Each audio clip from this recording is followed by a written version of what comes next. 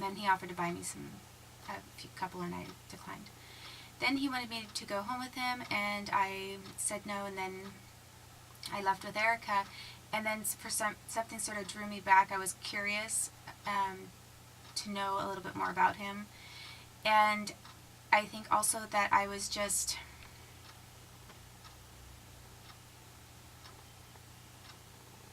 I was just intoxicated and not making a really good decision.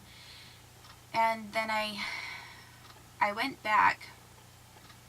He kept begging me to go with him. I mean, he was sort of begging at that point. And it really makes me wonder if some of these men had like running bets on who could get me to go with them, and if they were betting on me. I mean, even exchanging money as to how far they could go with me. So I said no, and I was going with Erica, and then I told Erica I was going to... I had to go back because I had left my... I didn't go back because of him. I accidentally left my driver's license at the bar with the bartender with my tab, because I had a running tab. So I left my card that they could charge my drinks to, along with my license, behind the bar with the bartender, which they just hold. Or maybe it was just my card, not my license. So then I went back to the bartender, and Mike was standing there, and I had to get my card. And as I say, I did meet him prior to that occasion, because one time I had gone dancing and I left my shawl. I had a cream-colored shawl that I left behind. It had like a fringe on the ends, and it was a crocheted, knitted shawl, which I kind of had over my shoulders, and some skinny dark blue jeans, and just sort of a plain shirt, a tank top, and my flip-flops, I think, or flats. And then I had the shawl over my shoulders, and I remember what I was wearing because I was picking up the shawl. And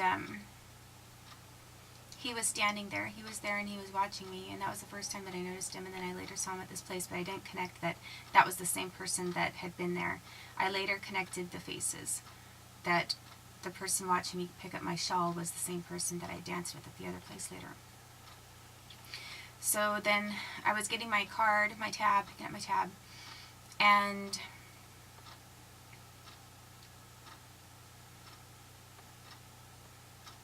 then he was standing there to pay for his drinks, and I spoke with him again, and when I remember that he acted like he didn't like me. He acted like he hated me.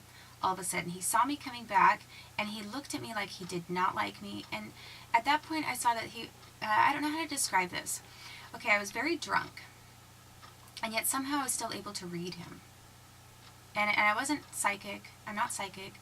I'm just maybe intuitive, and I remember snapshot frames of things, expressions on people's faces, how they acted, their body language, that kind of thing. And I remember when I went back, his body language and his expression when he saw me was shockingly different from when he was begging me to go with him to his house. And in that instant, I saw an extremely intelligent man who was very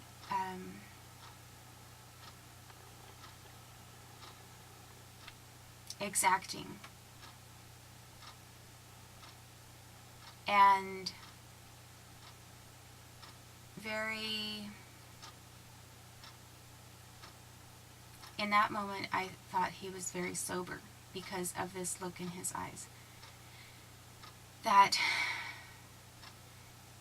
he didn't, and I sensed that he didn't like me. So I was sort of wondering, why is he looking at me like he doesn't like me? And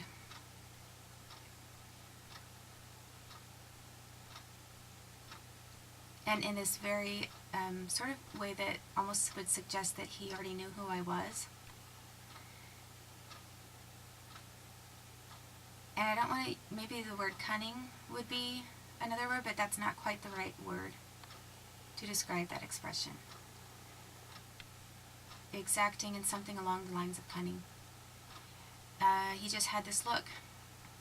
And I think that I was curious to know why he had this expression. I talked to him, and then in my stupidly drunken state, I said, okay, I'll go with you to his house. I said, but I don't want to do anything. I don't want to have sex. I said, we could make out, but I don't want to do anything besides that. And I said, so if you can promise me that ahead of time, then that would be fine if we talk and whatever, but those are my limits. So he agreed, and then I went out to tell Erica. She freaked out. She did a good friend thing by trying to have me go with her, and I said no, and then I said something about, like, you're not my mother, because she kept saying something to that effect, and then I left. And again, I really do feel that that's not a reason to destroy all those years of friendship. That's not a good cause to destroy friendship over, unless she maybe had a political reason of wanting to work for the FBI, wanting to distance herself from me anyway because she felt I wasn't such a valuable person anymore because my name had been tarnished by the Willamette Week, and now I was insulting her, so now she just wanted to get rid of me. I think, too, that there's probably something else that I don't know about.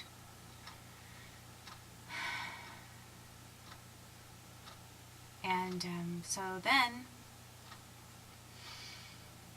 I went with him. He got a cab, and we went to his apartment. At least that's what he said. He said it was his apartment. It was very nice, spacious. I liked the fact that it was a historic building. I didn't realize that it was right next to the Catholic Church. I mean, next door to the Catholic Church. And here I had all this litigation with them. And then what happened is that we did make out. More happened than I wanted it to, but I didn't have sex with him, although he did try, and I don't feel that was very fair. He did pressure me to do some things that I didn't want to do. And I don't believe that he was as drunk as I was at all. So I think that another reason why I don't feel that he was as drunk as he said he was is the excuse that he made and the points he was making about, to try to make it sound that he had been drunk, telling me how much he spent on his bar tab and how many drinks he'd had, and basically later trying to excuse what had happened by claiming he was so drunk. So I think he wanted to make his own capacitation level sound equal to mine. And I don't hold that against Mike Tanzer for whatever reason, if he's not connected to these other federal employees. If he is connected to any one of these other individuals that did something to me, then I would definitely say he's part of some sort of a federal gangbang group. Because that, what they did to me happened one too many times. So I really have no way of knowing. I can't ask him. And I don't know about all of the different individuals he was connected to. So he did make a lot of excuses, as I said. Then after that, when I was at his house, I realized we had a lot in common all of a sudden. And I think it was the first time I was at his house, but maybe it was also the second time. He had beetles. He had a framed jeweled beetle thing, which I was really shocked by because I had checked out this enormous book, encyclopedia of scarabs and jeweled beetles, and loved it. It was one of my favorite photographic books. A gorgeous, gorgeous book, and actually so impressive that I thought I might be an entomologist for about several months, maybe even longer than that, because first I was into bees, and I checked out a bunch of books about honeybees, and read a book about honeybees, and then I was watching this movie called The Beekeeper, which came out about the same time.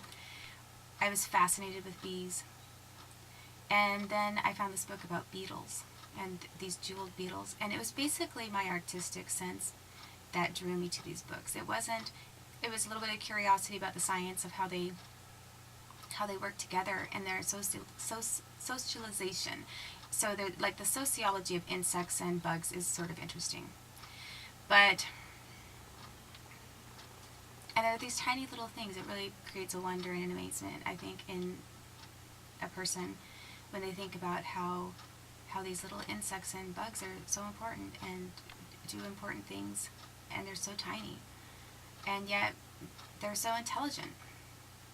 So I was sort of interested in that, but I was also very artistic, and I saw the beauty and symmetry in these jeweled beetles and these gorgeous photos of them.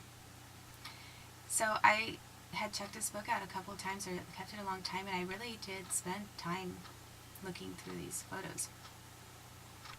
And then I saw that he had this framed scarab, which I thought was really weird, and because I liked that kind of thing. And then I also thought a couple of other things were a little bit, like his taste in music was very good. I liked his music, and I really loved music, so that was another thing that that was in common. And I like to dance, and I had thought that, I think that's what drew me, that's what made me think twice about him when I first met him, was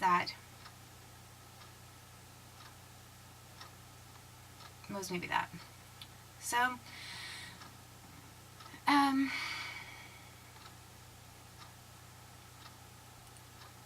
so then basically just, probably he went beyond the boundaries that I'd stated I wanted to have, and I felt pressured. Then later he was making a lot of excuses about it. And after, I don't think that first night that I had a migraine headache, but every single time that I met him after that, I had a migraine being triggered. And then I did meet with him after that, and something did happen.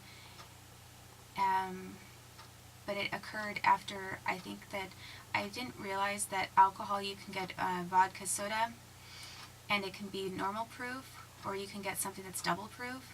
And I think possibly that what I was given when I asked for vodka soda was double proof. And I didn't realize that double proof was, I didn't even know there was such a thing. I thought all vodka was the same standard.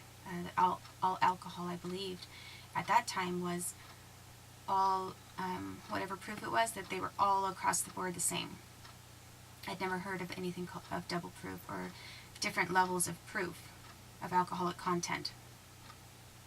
And which sounds really naive, and believe me, I was 28, I was very naive. I had very extremely limited drinking experience. It was just a couple drinks here and there with Krista Schneider. I always got the same thing, and that was it. I'd never had shots until I met the FBI guys, and I had very little working knowledge of alcohol or liquor at all. I thought that they were all pretty much the same alcoholic content, except I thought beer was different than hard liquor, and I thought wine and champagne had different alcohol content than or maybe I thought they were the same. I can't remember. I'll get into that later. Remember exactly what I thought at the time. But so I went out with him again, and he called me a lot, and I was always at the law library and doing research. And I felt sometimes he was calling me when I was right in the middle of something extremely important with that. So I kind of wondered if he was connected to my legal adversaries and trying to distract me and pull my attention away from my legal work. But I didn't know for sure, and I just mainly ignored his calls. I didn't pick up all of his calls, and sometimes I called him later, and other times he would say, I've been trying to call you, and you didn't answer, and I was like, oh, I didn't know. And the thing is he sounded like he was very interested in me. He sounded like he was becoming extremely interested, but either that or he was really trying hard to distract me. And I liked him. I mean, if I had not had other things going on that were more important than he was, then I'm sure that I would have dated him more seriously at that time, or more often or frequently. But what was more important than he was, and more important than anyone else, was that I had to make sure that my reputation didn't go down the drain, and I had to keep up with these lawsuits, because that was going to impact and affect my entire future. So that that was why I sort of put him off to the side